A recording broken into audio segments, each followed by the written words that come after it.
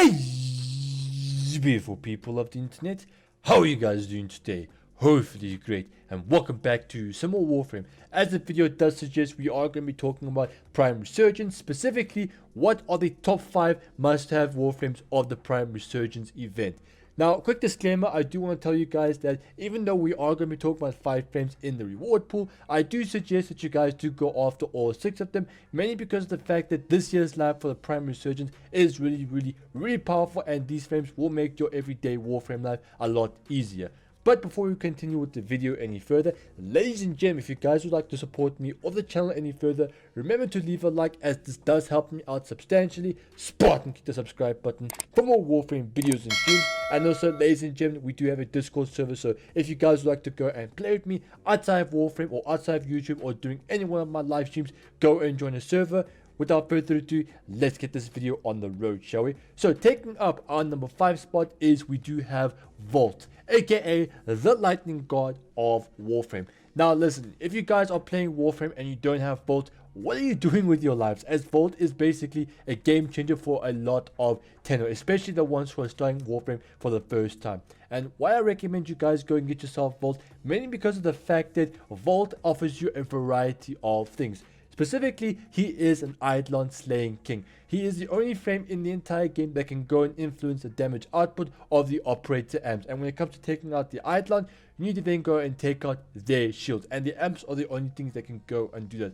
On top of like boosting or influencing damage of the operator amps, he can also go and increase your damage output when it comes to taking out the limbs. So if you guys have any of your sniper rifles, whether it's your Rubico, your Vectors, or even any other sniper rifle, but you're shooting right through the shield, you'll be able to go and increase your critical damage output. And when it comes to taking out Eidolon limbs, you always have to go and prioritize critical damage, mainly because of the fact that status doesn't really affect the Eidolon whatsoever. So remember that. On top of that, he is a speedy boy, not as fast as Ghost, but hey, if you want to go and have some fun Warframe, you can't go wrong with Vault. And finally, the last thing that I do want to talk about Vault is he is a nuking frame, or quote unquote nuke. He's not the most powerful frame, but he definitely has a lot of potential out there, especially thanks to the VeilBreaker update. You can go and put on Necros' Terrify ability on him, therefore going and armor stripping all of the enemies, therefore you can go and take them out relatively easy.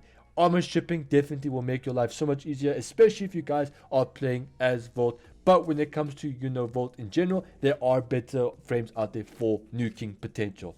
Next up is, or taking up our number 4 spot, is we do have Equinox. Now, unfortunately, I don't really have a nickname for her. I did have a nickname on my head as we are talking, but at the same time, I did think it was kind of name. So if you guys have something cool as a nickname, do leave the comment down in the description, and of course, I'll definitely pin your particular comment. So Equinox, another great frame. She offers a ton of utility. So Equinox is actually a 2-formed frame. You've got yourself the day and the night. So the night version basically allows you to go and absorb damage or store damage somewhere else, allows you to then go and heal yourself, allies, and of course fellow companions in the game. Of course, they do have to be within your range. Now, her day form basically is a completely opposite thing. This is your offensive mode, and this offensive mode will allow you to go and nuke an entire room. The way it works is simple. Basically, you need to then go and activate it, make sure you do have a range, and of course, when it comes to how to store the damage, basically all your teammates need to be within your abilities range, therefore you can go and store that damage. Once you guys are happy with the amount of damage you have currently stored, then you can go and unleash it onto the entire map. Of course, all these enemies have to be within your abilities range in order for it to take another effect. Another great thing about Equinox is that she's a very good frame when it comes to farming for focus, and she does offer a ton of options.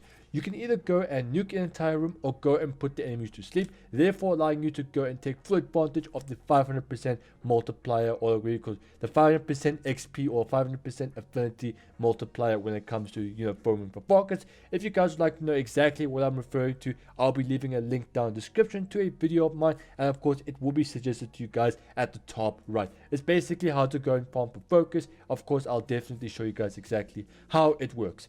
Next up is we are going to be talking about our 3rd spot, and that is Sarin, aka the Spore Queen of Warframe. So Sarin, just like Equinox, is another nuke, and if you guys go and build her correctly, you can go and have not only a nuking build, but of course a self-sustaining build. mainly because of the fact that you can go and heal yourself at will. Because let's be honest about one thing, when it comes to self-heals, self-healing at will is definitely a plus side. In my books, I absolutely do go and love it. Mainly because of the fact that you guys can go and stay alive, because no one likes to be dying. And of course, Sarin is a very, very, very powerful frame. If you guys go and add her for a little bit of power strength and a ton of range, then you're golden. So the way she works is simple. She actually does have 3 different elements that she can go and proc onto the enemies.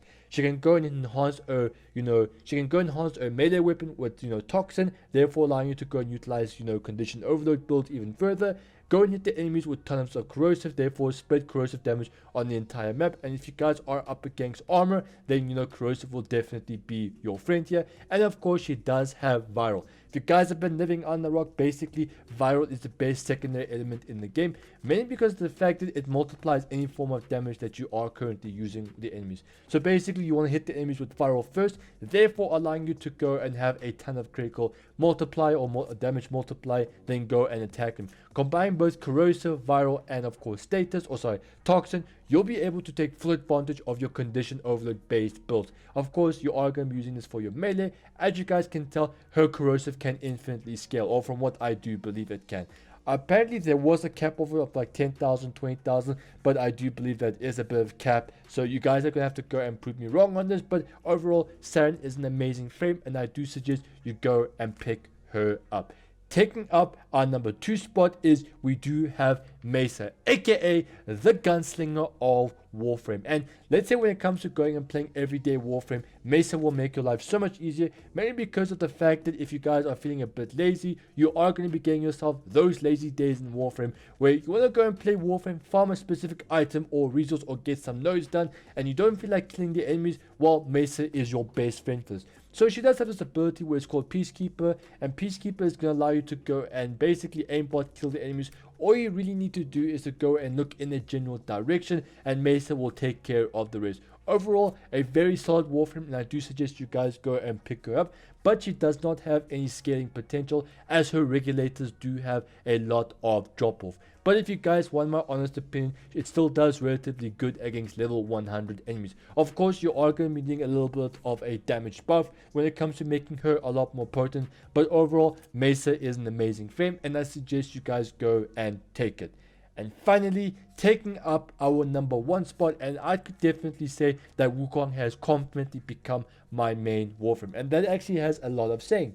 Mainly because of the fact that over the years I've been playing Warframe, and a lot of my mains have been nerfed, and because of that I no longer had any mains. Mainly because of the fact that because if a Warframe gets nerfed, or if one of my mains do gets nerfed, I'll basically be really upset, really disappointed, and of course angry. Nowadays I do only have favorites, just because of the fact that when that particular frame does get nerfed, then I'm not as disappointed as I actually could have been. But all of that does change, all thanks to Wukong. So if you guys weren't paying attention to the patch note, thanks to the newest update called VeilBreaker, we did receive a lot of buffs and nerfs. Mainly Warframe or DE did actually go and take a look at how Wukong does gonna work, and he actually did get a lot more balancing. So I'm not really much of a fan of AFK farming, mainly because I would like to go and interact with the game. And of course, if you do have a kit just like Wukong's, you're basically wasting it. So when it comes to VeilBreaker, his Celestial Turn did get nerfed, mainly because of the fact that DE doesn't like the fact that players would go and put on AoE weapons, and then would go and farm the living daylights out of the game without actually interacting with it as much. That particular method did get nerfed. I don't blame DE, I actually do agree with it, mainly because of the fact that Wukong actually had the weakest exalted based ability in the entire game. In fact, it would be a waste of an exalted based ability if you never ever utilize it, but all of that does change with today's VeilBreaker update. So when it comes to Wukong, basically it did get a lot of buffs. The first major buff is that Primal Fury did get an increase to its base damage. Therefore, you guys can go and hit the enemies with a lot of damage without really hitting them with, without actually using a lot of utility to go and take the enemies out. The second update, or the second buff, was basically whatever Wukong's forward attack was. When you guys are moving forward and you're just spamming the E button, therefore Wukong will then go and hit the ground. That ground slam will then go and cause a vortex, therefore allowing you to go and clump up any form of enemies that are close by. Therefore you can go and hit them with your ability or with your melee weapon, therefore maxing out your combo multiplier relatively easier. It also makes for some great crowd control. It's very, very, very effective when it comes to using using Wukong for all of that. Now when it comes to the build I haven't really showcased it, as I'm currently waiting until I can go and have all of the Archon Shards. I'm specifically more interested in the ones when it comes to the Crimson one. That one allows us to go and deal a lot more damage output when it comes to decimating the enemies. Of course, I will be showcasing that when I do have everything in order. So ladies and gentlemen, go and take a look at the rest of my videos. There will be links down in the description, some visual representation